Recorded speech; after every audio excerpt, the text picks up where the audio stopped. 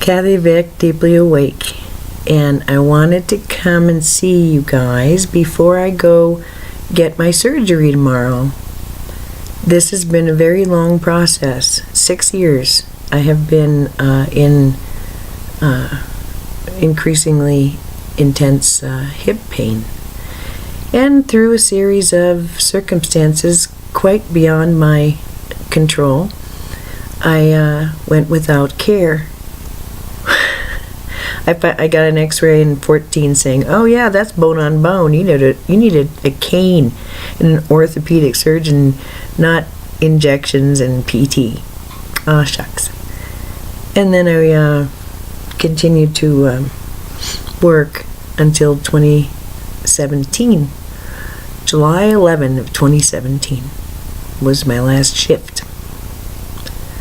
And I have been so wildly, wonderfully, and beautifully supported during that time, during the intervening time, that it has changed me. It makes it possible to believe that this thing that I have about safety, that it actually is achievable, and that this actually is a safe place, and that I am protected in a way. It's wild how things have happened, and the care I'm getting is phenomenal. Which brings me to tomorrow. Ooh. Well, I'll tell you, around here I had my meltdown last night because I had a rough day of errand running with my walker, and that's hard to do, and it was just rough. And I got home, and I just poor Sam. He was so sweet. He did so much work, and I came home and I didn't acknowledge it. I just was so upset. I was so upset. And I went into my room and I was just bawling, just really loud, and I couldn't stop, and all the way to the bathroom and you know, on the potty, and then back to bed and crying, loud. And Sam said a couple times, Mom, we have neighbors. I don't care. And so finally I was able to realize that, you know,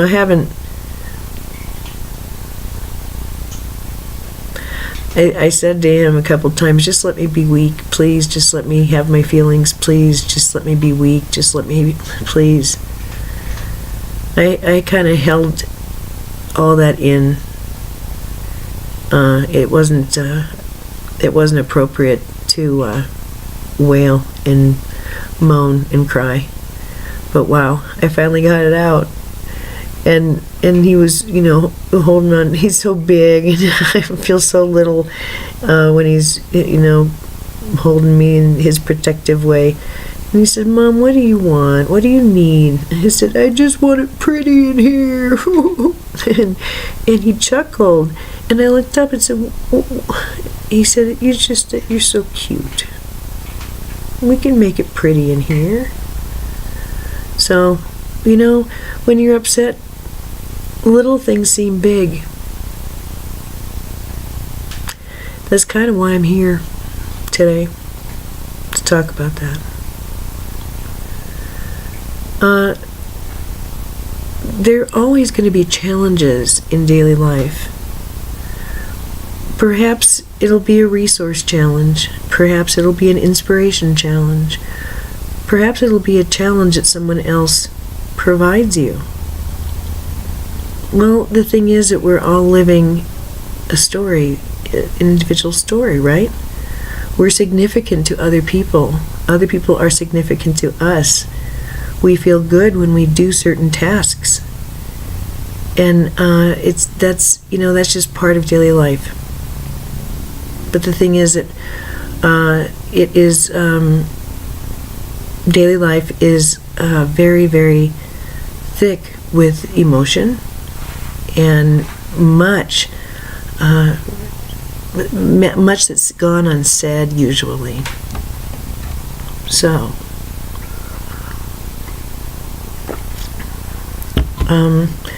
for me, daily life winds up being a lot about me just walking around being happy, basically.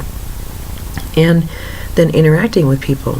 And that's really turned out to be such a joyous thing. And really, I've gotten better at not being too effusive, but still being sincere and open. But I know that I'm sort of wide open. And so some folks don't like that very much. And I'm just finally at a place where that's really okay. I know that I actually trigger some people.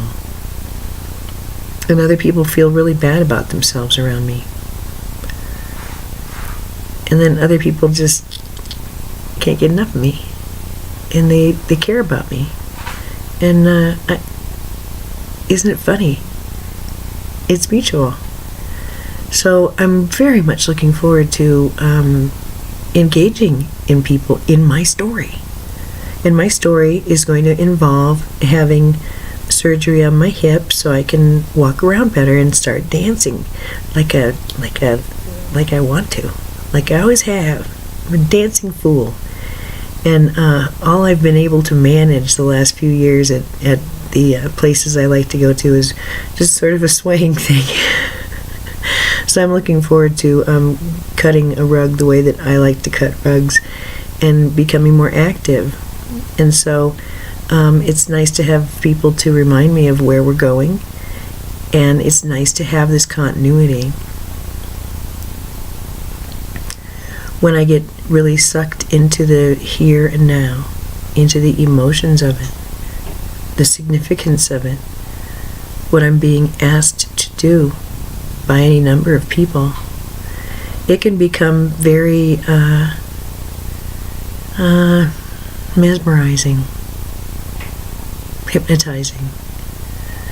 Even if it's very high vibrational stuff, the ABCs of it, the storylines of it,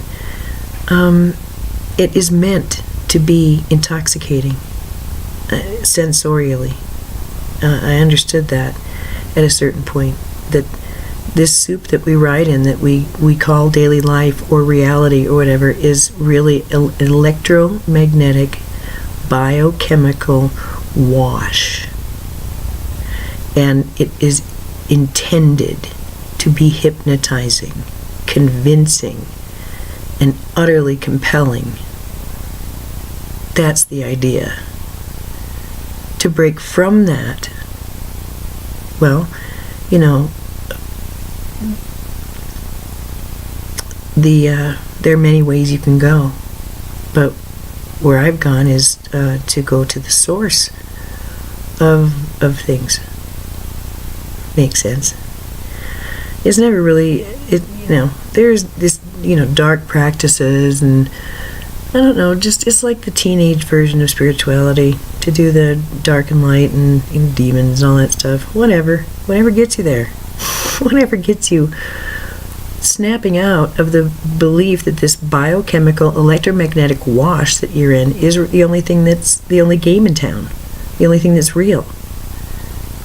Why not? Pick a faith, pick something that you're devoted to, and then do it, believe it. I don't care what it is, as long as it doesn't hurt anyone, and as long as it's always consensual, preferably respectful.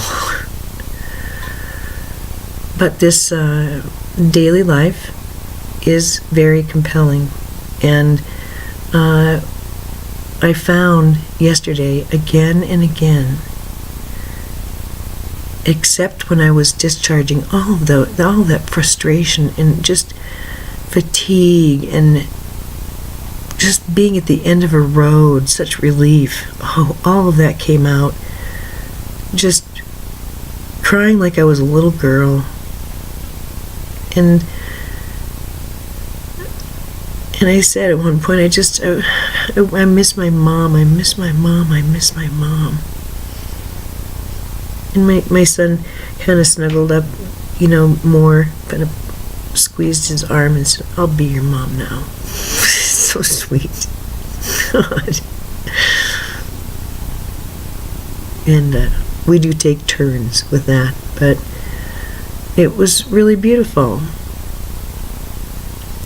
But that was like a moment out of time where it's just like, yeah, all thinking is off. We just have to do this emotional part now. Whew. But the rest of it,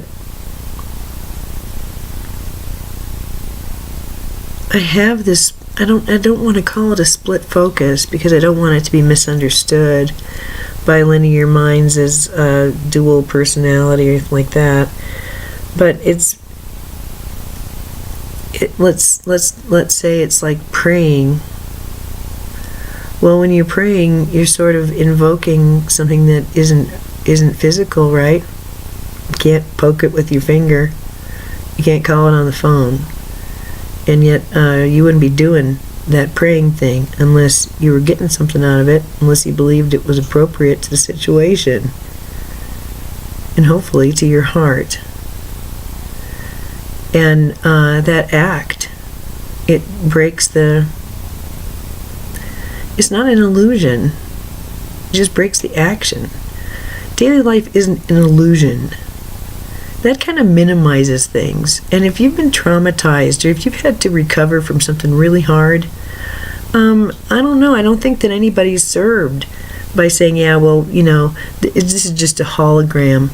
That may very well be. But if you're not invested with your skin and bones and mind and heart, why are you here? It's okay to get lost in it. It's okay to become so convinced it's the only thing, that you actually feel like you're living and dying based on whether someone else loves you or whether you, I don't know, are a success at your career or, God. Limiting our sense of worth and our sense of place based on these narrow definitions of success and worth. Whether it be monetizing a person's worth or shackling someone with love, not entanglements, but love requirements or obligations. There are lots of ways that we are messing with each other's will. What I've come to see is that will itself, I've said it before, and I want to, hold on. Sorry. I want to get more information on it, and I will. But what I've been able to understand is that will itself is a force. It's a quantum energy. It's a law. There's only one law here in that, well, evidently there's two. But the law that everyone understands is that this is a place of of free will, free choice. That is the understanding. That is the law. Well, we have laws such as gravity, electromagnetic laws, and I really think that will itself is quantum force. And I see this age that we're passing from, this Kali Yuga, this patriarchy gone mad, that it's all about will and the subjugation of will. It's all about power and its distortion and who really has it and what it really is. So, I think that it's really kind of cool that during times of frustration or fatigue all day yesterday, I just went right back to this bigger thing. And it wasn't like I had to make myself. It was natural. And that's new. It just has, that's one of the benefits of having a nose ring, because I can remind myself of so much just by touching it, remembering why it was that I got it, and what happened that day, and it brings me home into the truth that is not only unseen by the majority of people I deal with, but for some it is a trigger for things that are not pleasant to receive. And you have these things too. Maybe it's not your spirituality. Maybe it's your body odor. I don't know. But there's something that, some people love, some people hate and want to destroy, and other people don't really give a crap about. We all have that. You want to know why? I'll give you a hint. No, I'll just give it away. It's a quantum reality. The observer is creating the experience. See how that works? So it's been possible for me to switch, or not switch, but to just, I don't know, somehow tap into, not rise above, but open to bigger things as I'm being squeezed or being asked to stand in line or solve a gut-wrenching problem or whatever. And it's nice. I was moved to take a look at that Hardcore Ascension video that I did. It was about, 13 minutes of me going yak yak, and then a really, really intense channel about events that occurred to me in late April and early May of 2016. And the event they were talking about happened actually on 5/5 of whatever that was, 16, which reduced to 5/5/9. It was after that I was urged to go to a Bible that I bought about, several years before. Specifically, there was one particular version I needed, and I needed it in red. I didn't know why. But it sat right there on that bookcase. No, wait a minute. It was that one. Yeah. It's my religion section.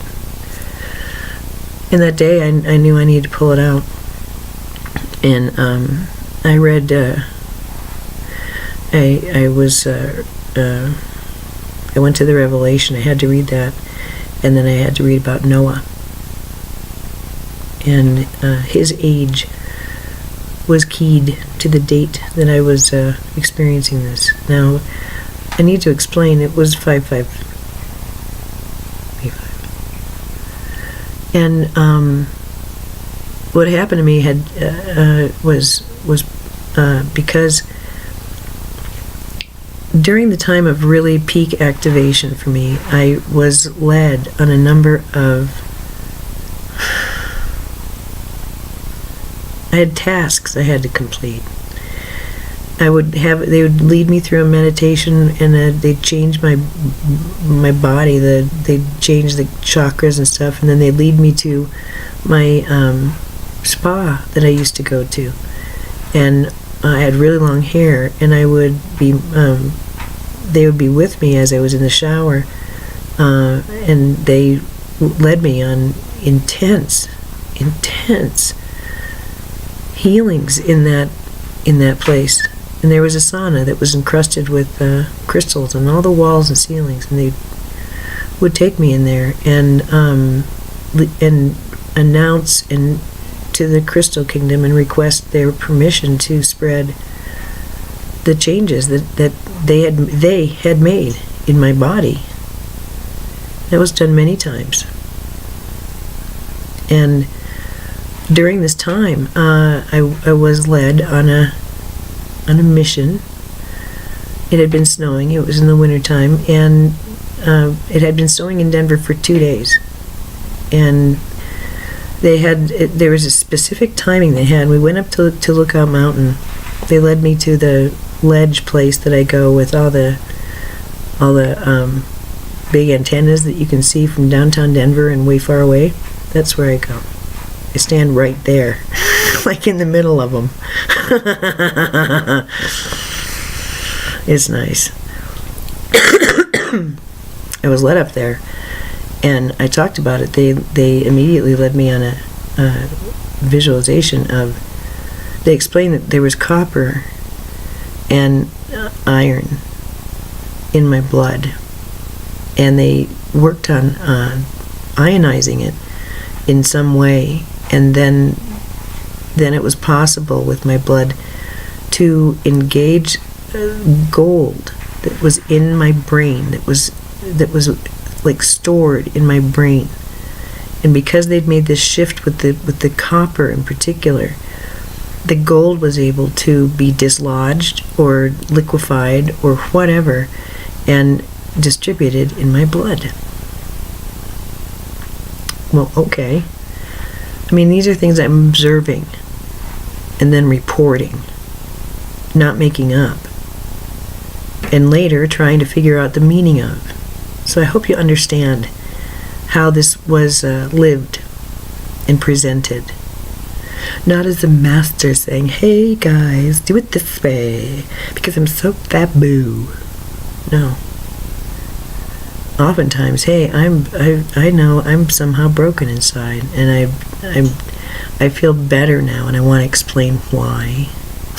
So, go figure. But it was after that event that I had an evening of recording. I had just gone to the sauna, and then I came back home and I did recordings, and then I did some listening, and I make mention of the video I was listening to. And as I was listening, this is what often happens as I'm listening and realizing this is real. I'm actually talking about this. I can't believe what I'm doing. Oh my God, oh my God, oh my God. And it overcame me. And there was one light on, and it was like emergency. I gotta get up and change and close that light off. I have to. So by this time I was having a vagal response. So I was fading. My heart was doing weird things. I was faint. I was breathing weird, sweating. But I stumbled to the light and turned it off. And then I turned, and I got hit with the smell of roses. Because that's my heart's desire. I want to have that ability to emit smell, to calm and delight people. I want to do that. And I was hit with the smell of roses. And then I just couldn't support my weight anymore. And I tumbled to the ground. And then the heat overtook. And all I could do was pant. And I laid on my carpet with my arms up like this, you know. I wasn't laying on my carpet, I was laying on the earth. It was so intense, and I felt all of this water, my sweat watering the earth. It just was so intense. And then something happened. I was really very pleased and proud. It was brought to my attention by the voices in my head. Hey, look at here. You're not vomiting. You're not passing out. You go, girl. And then something happened. This sound came. It was a massive, like that big beam of sound. But it was bright white light. But it was information, and it was physical.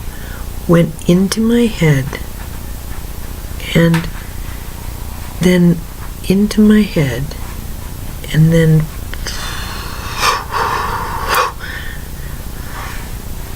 and I was I don't know, I wasn't impaled, I guess, but I was hung on, my head was hung by this log of sound and light. And it was then that I vacated. And I was told I would wake up several hours later and I would feel odd and to just be good to myself. And I woke up at, I forget, it's documented, 4:01, I think it was the number of my locker at the sauna. And it's an experience it's worth describing again. I felt like humongous. I felt like a huge indigo galaxy that was infinite. And I understood that I had to stand up. And I felt this huge, like star being, put one leg into my left leg, and I could hear it was squishy, and it felt so weird. And then I realized I'm going to have to somehow bridge my pelvis and then put my energy into the other one to stand up.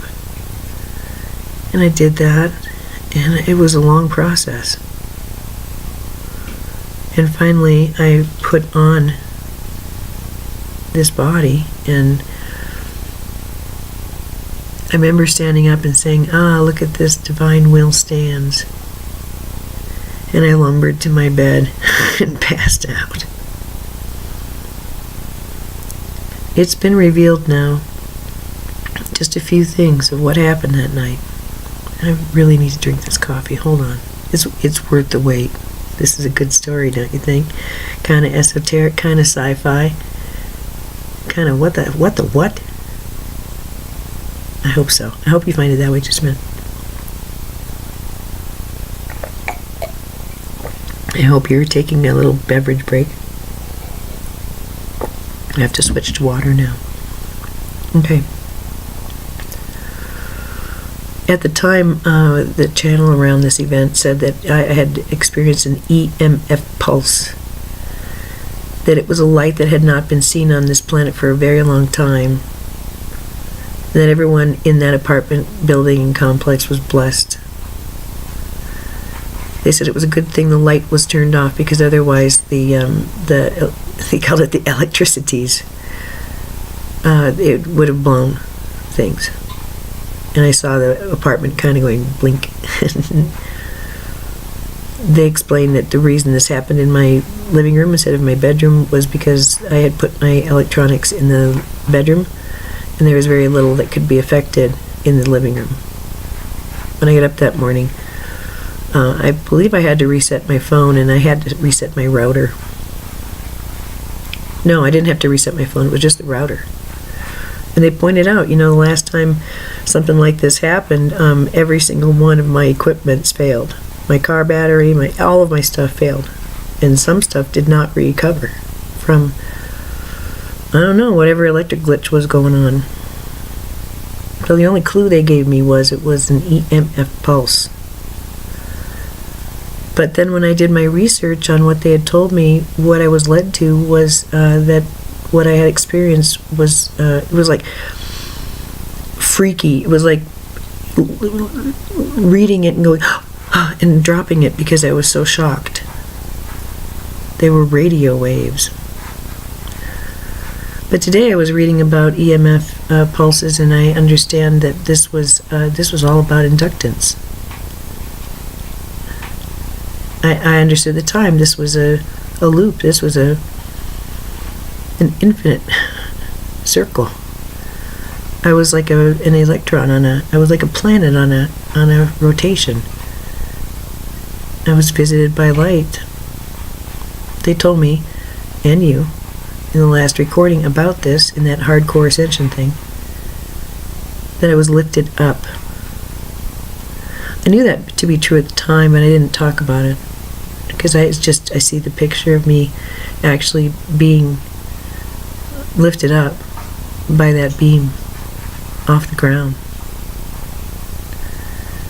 And the last time I was at the Aquarian Foundation, I needed to get clear about what I was doing there.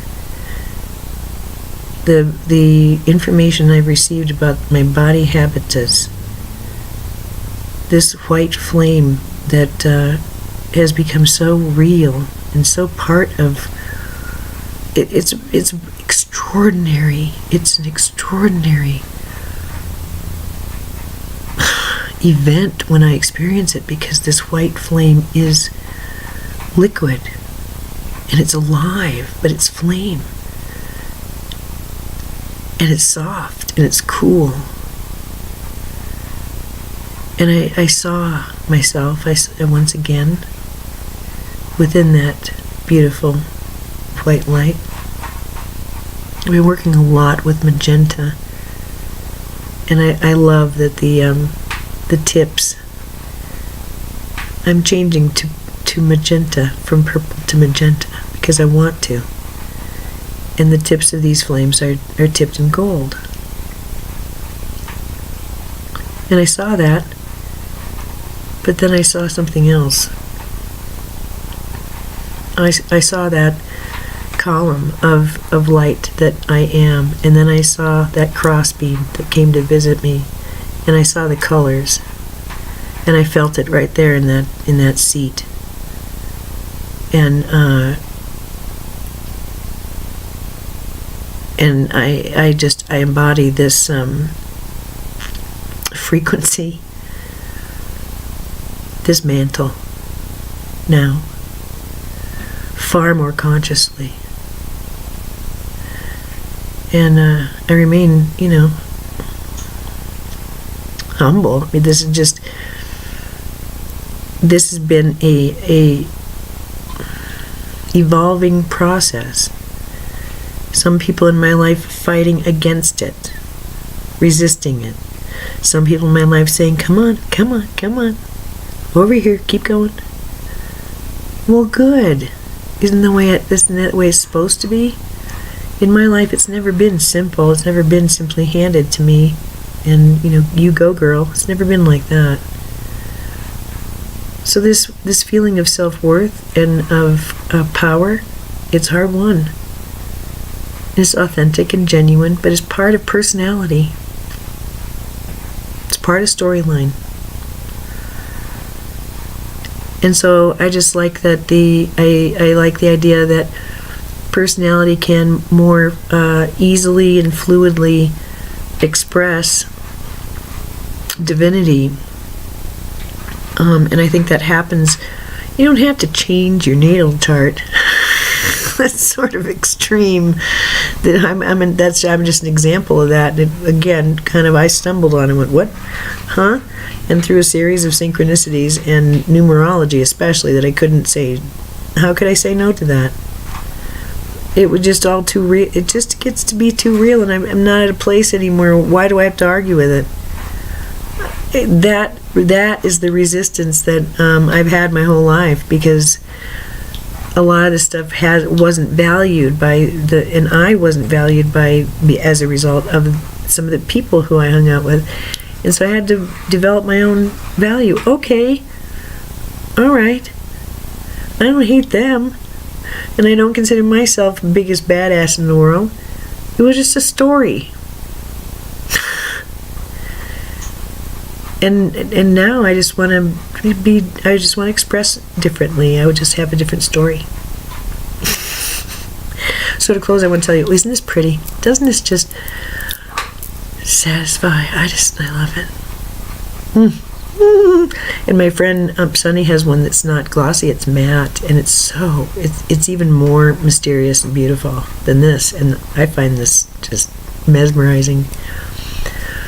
Well, I've gotten better at mala making, and so I made this one very intentionally, and this one to me represents water. And then I made one with sandstone. I love sandstone so much, with really pretty really, I think purple was the thread, and that to me represents fire. And I'm going to get malachite for earth. I'm going to get the selenite, what I call dolomite, the selenite that I equate with the big thing that went through my head, for ether. And I like a really pale blue, I think. for air, I think.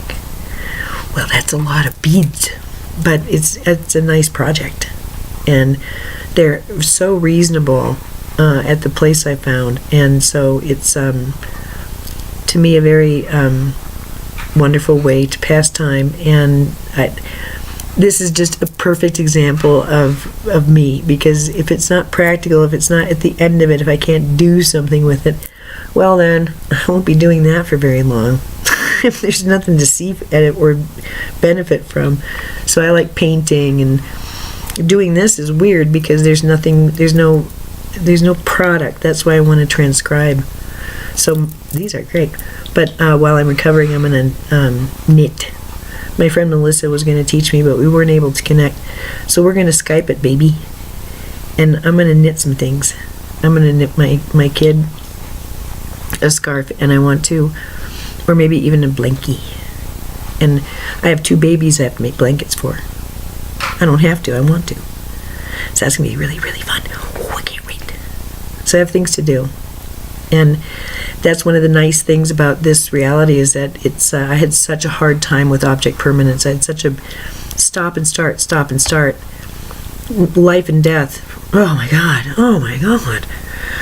And I did a thing in late July about that the stop and start has stopped. It was like, when it's done, this motion that I always had in my life that was just always there, and suddenly it wasn't. And it's just, hey, is this what normal people feel? Wow. Things always go on. I mean, in a real way. I knew that intellectually. I think you know by now. I have this thing licked. But, like, in my bones, no, it was always stop and start. So that has changed. Some of the other I find later, highly autistic behaviors of mine are still there. I have my cat ate through my headphone wire. He likes to eat wire. And literally, I was listening to the headphones, and then suddenly they were working, and he had like snipped him with his little creepy teeth under the bed while I was listening to. You creep. I don't like that cat very much. I mean, I do, but he's so mischievous, destructive. But anyway, I love these headphones so much. I mean, I'm kind of in love with them. They fit my head so good. They fit my ears so good. They don't hurt. They block out sound. And I feel so happy when I can just listen to music intently. Oh my God, it makes me feel so good. And sometimes I leave the headphones on, even though there isn't any music. And I feel so happy. Sometimes I make supper with them on, even though I'm not listening to anything. And now I can just snip off the cords and bring them to the hospital. And, people will probably assume I'm listening to something, but it's just to cut the noise out. It's that kind of thing that then I, will go to, hey, check to see whether your child has autism. And it's boop, boop, boop, boop, boop, just on the list of all these weird behaviors I didn't know that other people are like, shit that you don't talk about. I don't like showers because I find them highly assaultive, and they make me feel icky, and I don't like them. Well, okay, a little of that is post-traumatic stress disorder, but a whole lot of it is sensory integration issues. Brushing my teeth, it's too violent. Showers are too violent, and there are certain things that I just don't like. Can I do them? Well, yeah. Do I do them? Yeah. Because I have discipline, and my disability or my aversion just is something you adapt to. So it's funny to watch some of these things change, and to really just be more at peace with how I'm neurologically put together, and to explain as need be if it's necessary, if people are off-put or whatever. But I think what I've learned the most is that I don't have to make excuses for myself. So I'll leave you with a little nugget that I got kind of before that final dissolution that I talked about. And I had I'd had some sort of contact with somebody. I forget what it was. And it was really negative. It was like, not feeling liked or feeling like slimed a little bit, and feeling so responsible for that. That's what happens to me. I immediately would go to feeling responsible for it and dissecting what I had done in the past, my potentials for doing this kind of behavior in the future, how destructive it is. And I sat there and I saw how exhausting that is. How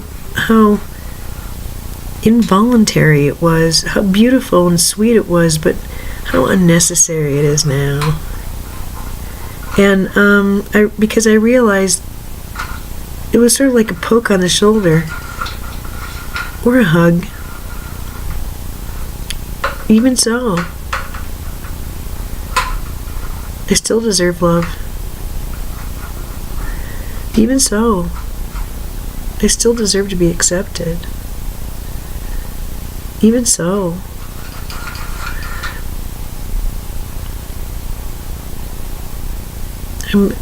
I should be loved. And that was a monumental moment for me.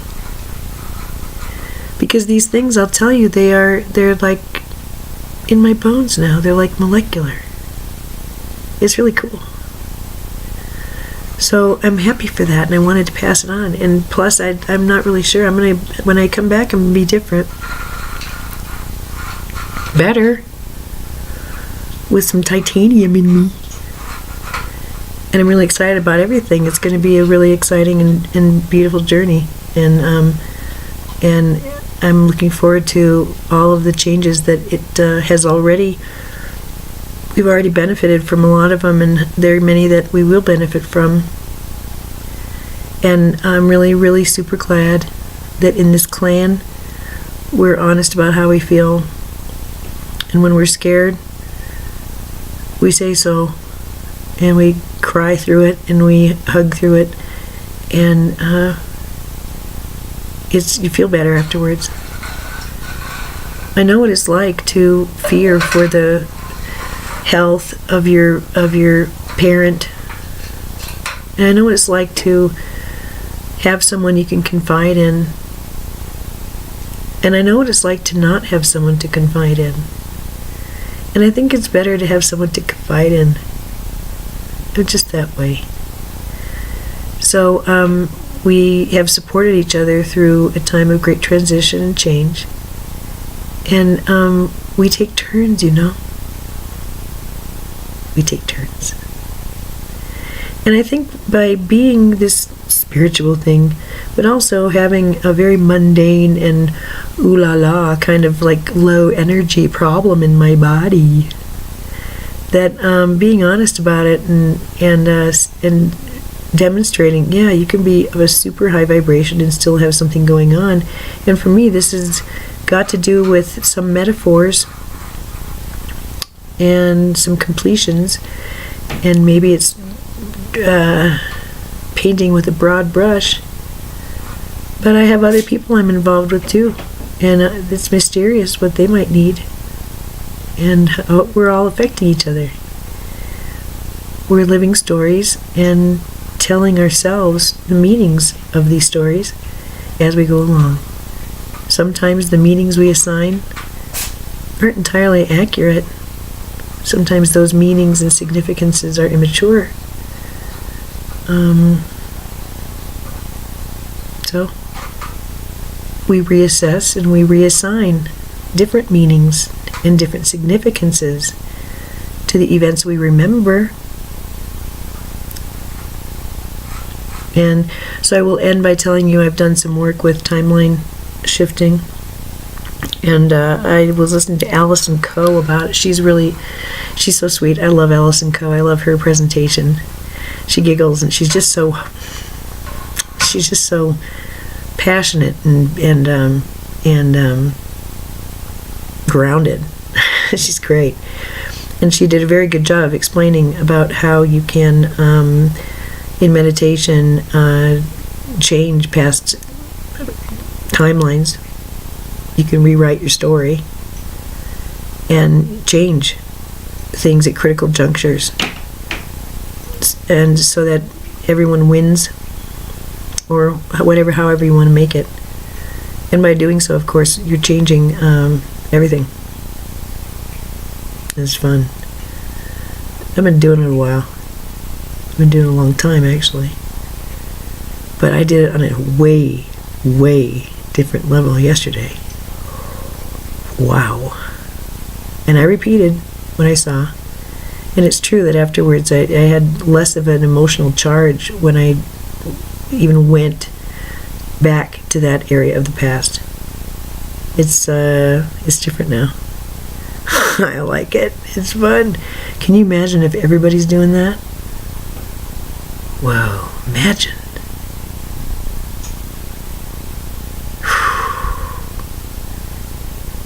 This is getting good, guys. So I leave you in peace,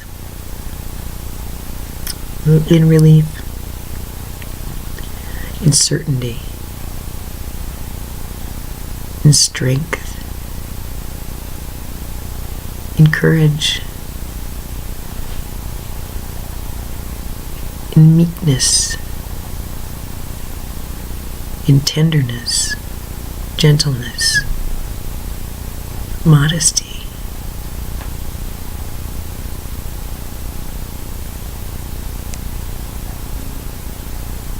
and devotion. I hope this helped you. It helped me. And this is the final day. So I have to drink a lot of water today, and just put some things away so I have visual aesthetic pleasure. That's their job. And the car is clean. And we eat. It's pretty easy, huh? And boy, if I had headphones, I'd be in business. That sucks. I do have to go buy some, I guess. Oh well. It's a reason for an adventure. I think we'll go to Big Lots. They have good, earphones. They're not like the ones I got at Micro Center. But maybe I'll get my dad to go get some. 47.27. Here, Dad, can you get a replacement while I scold my cat? Yeah, it won't go over very good, but I can give it a try. Yeah, okay. Thanks for coming along for this ride. Namaste.